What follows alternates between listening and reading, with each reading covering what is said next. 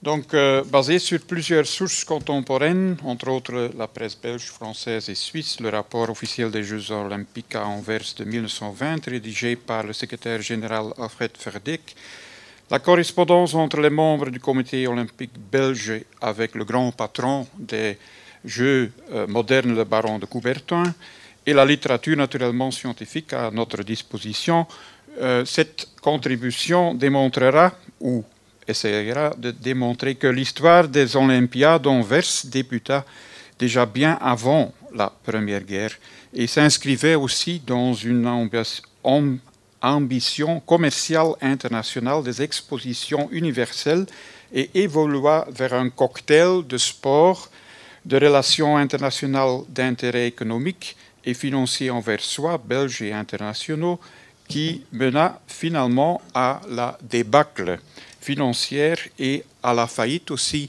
des Jeux olympiques apolitiques. J'ai deux parties. La première sera sur la naissance laborieuse, donc les années 12 jusqu'à 19, et la deuxième sur la situation ou les situations spéciales de 19 à 20 après la désignation des Jeux à Anvers.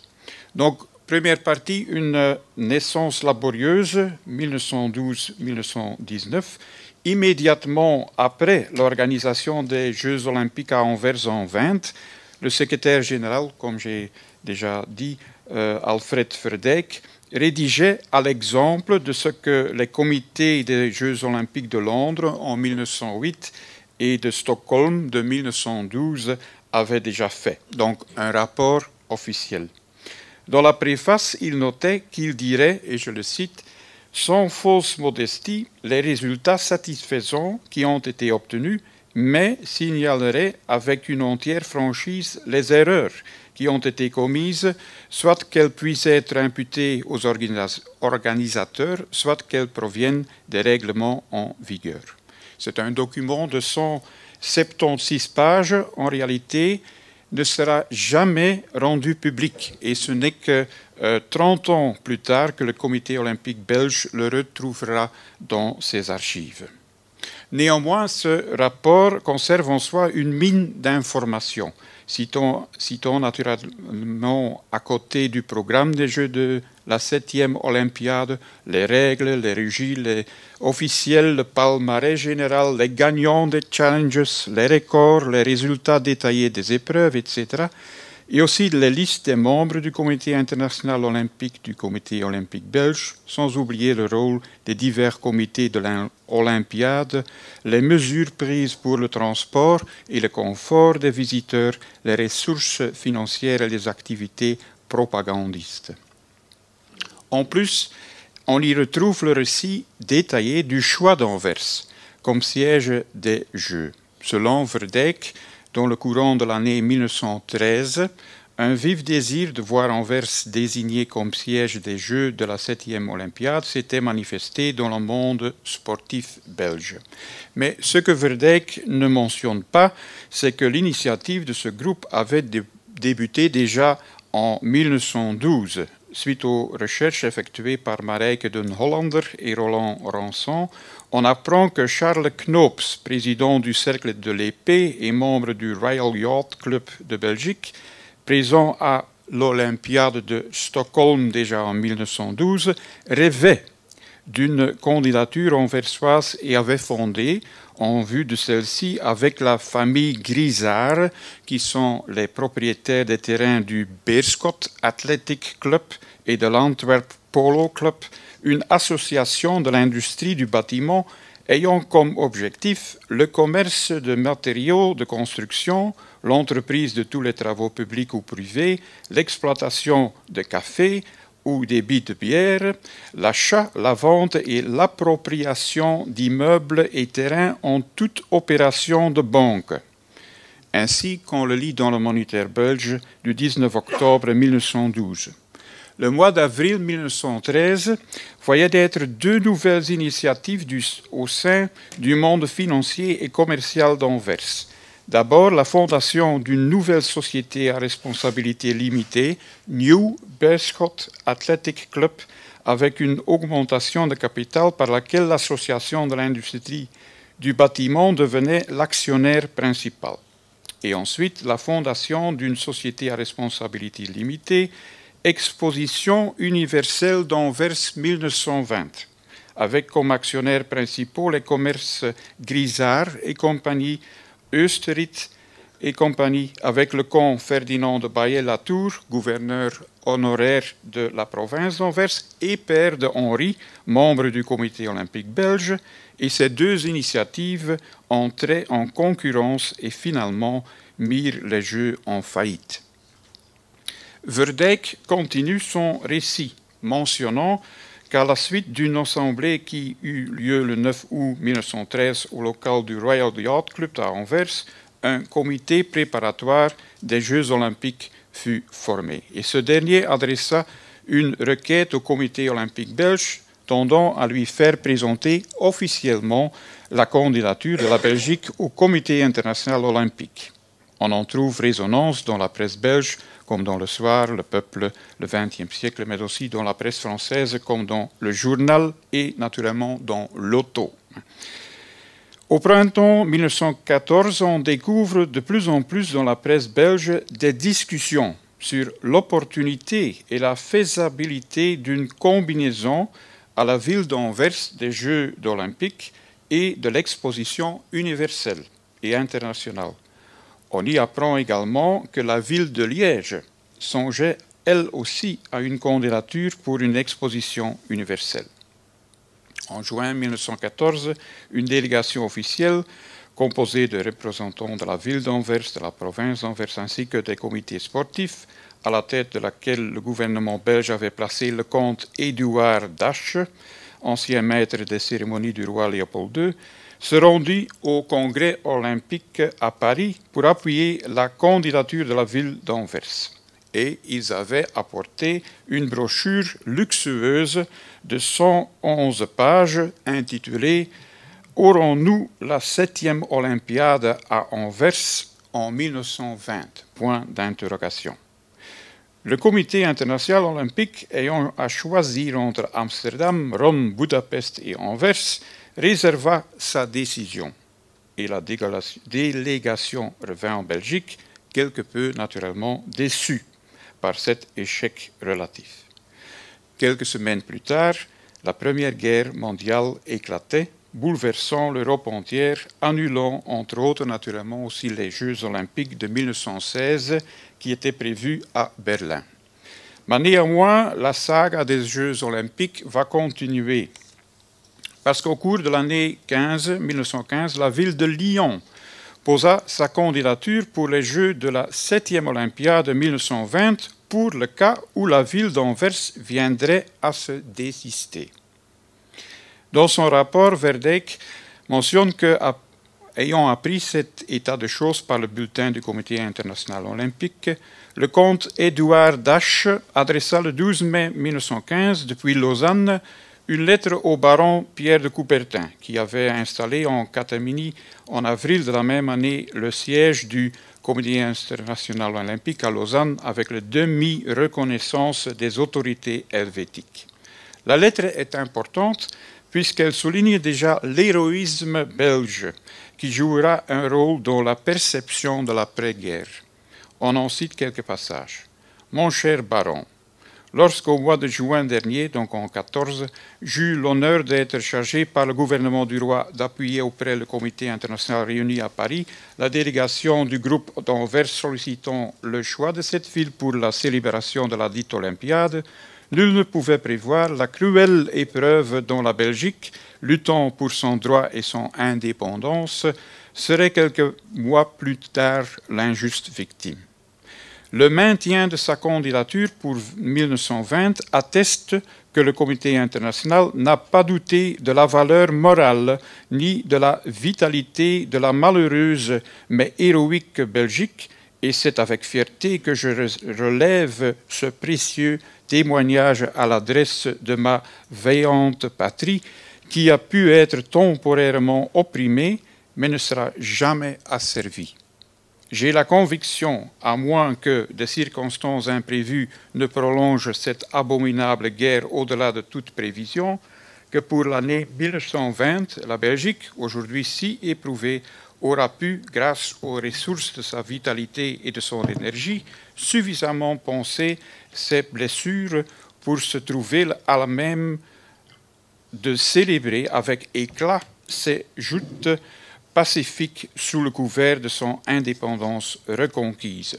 À son tour, dans le rapport, je m'excuse, Verdict cite également une lettre du comte Henri de Baillet, Latour à la destination du baron Pierre de Coubertin, datée 23 mai 1915. À son tour, cette lettre est importante pour appuyer l'anticipation de la fonction des Jeux olympiques de 20 en tant que commémoration de la Belgique héroïque de l'après-guerre encore. J'en cite quelques passages. Mon cher président, certes, lorsque l'envahisseur aura été rejeté au-delà des frontières par des armées victorieuses, l'œuvre à accomplir sera immense. Il nous faudra rebâtir nos églises, nos écoles, nos maisons et nos fermes, faire renaître le commerce et l'industrie, ramener la vie dans les usines et les charbonnages. Trouvera-t-on dans ce pays si éprouvé des ressources suffisantes pour préparer dignement une Olympiade? J'ai tout lieu de le croire, car parmi tant de choses que cette guerre a relevées, il en est une que nul ne peut nier. C'est l'utilité des sports. La pratique de ceux-ci, en même temps qu'elle fortifie et assouplit le corps, enseigne aux jeunes gens l'esprit de discipline et de mépris du danger. C'est certainement au grand développement des sports dans ces dernières années que notre jeunesse, élevée sans esprit militaire, doit avoir été capable de former en peu de mois les soldats qui ont combattu sur l'Isère. Le sport a acquis droit de cité.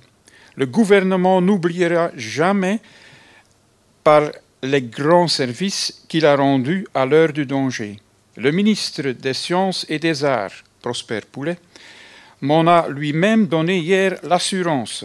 Les embellissements projetés autour du stade n'auront peut-être pas pu être exécutés, mais les ruines non encore rebâties donneront au pays un cachet glorieux. Tout le long de la route de la course du marathon, les tombes échelonnées rappelleront les héros tombés pour la patrie, soldats morts au combat ou civils fusillés. Et quand le vainqueur entrera dans le stade, ne croira-t-on pas voir le héros antique arrivant annoncer la victoire du droit? Y a-t-il un endroit plus qualifié que la ville d'Anvers, régénérée pour célébrer le rétablissement de la paix du monde? N'est-ce point à la Belgique, qui fut la première à la peine, que revient l'honneur d'offrir la première hospitalité à ceux qui aspirent à ne plus voir dans l'avenir que des joutes pacifiques se disputer parmi les nations? La guerre devait encore se prolonger pendant 3 longues années, mais dès le lendemain de l'armistice, de Coubertin priait le comte d'Ache, qui dirigeait à Berne la section belge des comités de secours aux prisonniers de guerre, de transmettre au roi et au gouvernement belge le vœu de pouvoir désigner Anvers comme siège des Jeux de la 7e ou de la 8e Olympiade en 24. Selon Verdict, cette entreprise qui, avouons-le, paraissait déjà hardie en 1914 à ceux qui savaient combien jeune encore était l'organisation sportive de la Belgique, devenait en 1918 presque une folie. Par une lettre du baron de Coubertin à Baillet de Latour du 19, donc en 27 février 1919, on apprend que le père des Olympiades modernes soutenait Anvers pour organiser, et je le cite, l'Olympiade de guerre, parce que de Coubertin voulait point de fête publique, ou du moins le minimum, une organisation aussi militaire que possible et simple, les concurrents et même les visiteurs qu'ils voudraient loger dans les camps. Bref, une vraie Olympiade de guerre, empreinte de joie grave, de rapidité, de vouloir calme. Selon l'auteur Thierry Teret, c'était bien vu par Coubertin parce qu'il voulait entrer en concurrence avec le YMCA, hein, et de l'armée américaine qui organisait à Vincennes des épreuves sportives pour les soldats et officiers non encore démobilisés, hein, dans le stade Pershing. Début 1919, on voit dans la presse belge et internationale qu'il commence à mesurer les chances d'Anvers pour organiser les Jeux olympiques de 1920. L'affaire ne fut pas simple. Ne devrait-on pas plutôt atteindre jusqu'en 1924 ou au moins essayer de différer l'organisation encore une année, en 21? Mais comme le formulait Verdijk dans son rapport, et je le cite, « Le goût du sport qui s'était largement développé cette année, le désir du peuple belge de prouver au monde sa vitalité et sa volonté de se relever rapidement firent que l'idée suscita un grand enthousiasme. » Donc, et c'est le 5 avril 1919 que la ville d'Anvers fut désignée à l'unanimité comme siège des Jeux de la 7e Olympiade à Lausanne. Maintenant, je vais au deuxième point, les circonstances spéciales. Donc, une fois prise la décision finale, fortement entendue depuis 1912, la situation pour l'organisation ne se simplifia pas du tout. Il y a deux choses. D'abord, il y avait ce que Verdijk appelait, et je le cite, des circonstances spéciales résultant de la guerre, à savoir que le Comité international olympique avait décidé que seuls pourraient prendre part aux Jeux d'Anvers les ressortissants des nations représentées au Comité international olympique, ainsi que ceux des pays non européens qui n'avaient jamais eu de délégués au dit comité. Donc c'est une langue très diplomatique qui prenait soin de ne pas prononcer publiquement la non-admission des athlètes allemands et autrichiens, qui reprenait presque littéralement la formulation que Pierre de Coubertin avait utilisée lors de son discours à Lausanne le 5 avril 1919, donc à l'occasion du 25e anniversaire du rétablissement des Jeux olympiques. Mais comme le signale l'auteur Patrick Lastre, tout comme dans sa première lettre circulaire d'après-guerre en janvier 1919 aux membres du Comité international olympique, Pierre de Coubertin désignait comme responsable de la guerre non pas l'Allemagne et ses alliés, mais le régime impérial allemand. Néanmoins, Clastres a bien constaté un autre langage sur la double question de la participation aux Jeux des nations vaincues et des neutres dans la correspondance interne entre les membres entre 1918 à février 1920. Par exemple, le baron Godefroy de Blonay, membre suisse qui semblait opposé à l'exclusion des Allemands, reçut le 1er décembre 1918 une réponse claire et immédiate de Coubertin. Je le cite, « Quoi qu'il arrive, il n'est pas question d'une participation quelconque des Allemands à la prochaine Olympiade. Comment voulez-vous que les Alliés le tolèrent? Ceci est tellement clair que je n'hésiterai pas même à le dire tout haut. Dès lors, l'affaire ne regarde que les Alliés et les neutres, et je ne crois pas qu'il y ait un moment à perdre pour établir notre position. » Le 3 décembre 1918, de Coubertin écrivait à Baillet-Latour, le Belge, qu'il va de soi, en effet, que pas un Allemand ne saurait être admis au prochain jeu. C'est un point sur lequel tous les Alliés sont d'accord. Il est même des exaltés qui en voudraient exclure les neutres. Mais cela est impossible et constituerait d'ailleurs une maladresse sans égale. Quant à l'Allemagne et à l'Autriche, nous pouvons considérer ces États comme provisoirement inexistants. Le révérend Robert Stewart de Courcy-Lafont, membre britannique du comité et ecclésiastique anglican, répondit le 12 décembre 1918 qu'il était tout à fait d'accord avec l'idée de baptiser l'Olympiade 1920 l'Olympiade de guerre, étant entendu que les Allemands en seraient exclus, mais que les neutres y seraient admis. Donc ça, c'est le premier problème. Deuxième circonstance spéciale concernait l'organisation elle-même des Jeux, avec à l'avant-plan les problèmes financiers et matériaux. Verdijk esquisse ainsi la situation dans son rapport. je le cite, « Le sort en était jeté, à peine 16 mois restaient disponibles avant le jour d'ouverture des Jeux et certains concours devaient déjà avoir lieu dès le mois d'avril suivant. Le rapport officiel des Jeux de Stockholm donnait à réfléchir sur l'immense de la tâche à accomplir. » Je vais un peu plus vite. Et c'est un des plus grands problèmes étaient les ressources financières.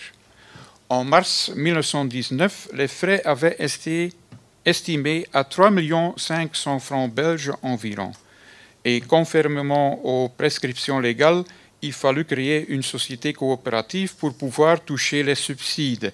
Et là, il y a un problème, parce qu'il y a là qu'ils vont en concurrence avec une autre société, c'est le comité des fêtes d'Anvers, qui va organiser tout autour des Jeux olympiques, mais qui va manger les subsides pour les Olympiades. Donc c'est ça, entre eux, ils ont fait la concurrence et le déficit final est de plus de 600 000 francs belges.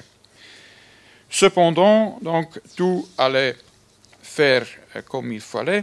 Et en janvier 1920, de Baillet-Latour et de Lavelaye, délégués du Comité international olympique auprès de la Belgique, adressaient l'invitation à participer aux Jeux olympiques d'Anvers aux représentants du Comité international en Amérique centrale, Argentine, Australie, Brésil, Canada, Chili, Danemark, Égypte, Équateur, Espagne, États-Unis d'Amérique, Finlande, France, Grande-Bretagne, Grèce, Hollande, Italie, Japon, Luxembourg, Mexique, Monaco, Norvège, Nouvelle-Zélande, Pérou, Portugal, Roumanie, Russie, Serbie, Suède, Suisse et Tchécoslovaquie, ainsi qu'aux pays suivants qui n'avaient pas de délégués, Afrique du Sud, Chine, Estonie, Havane, Islande et Pologne.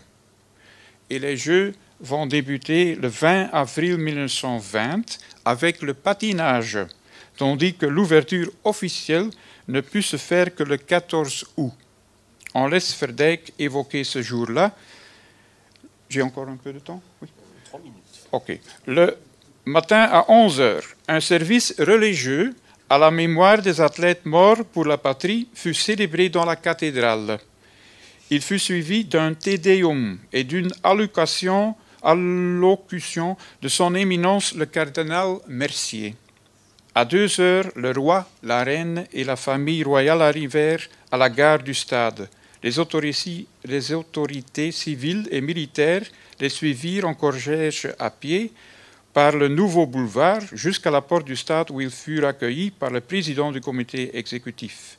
Le comte Henri Baillet-de-Latour s'avança vers la tribune royale et s'adressa au roi en ces termes: « Des 4 coins du monde, répondant à notre invitation, les athlètes se sont assemblés à Anvers pour fêter avec nous le retour de la paix. » Etc., etc.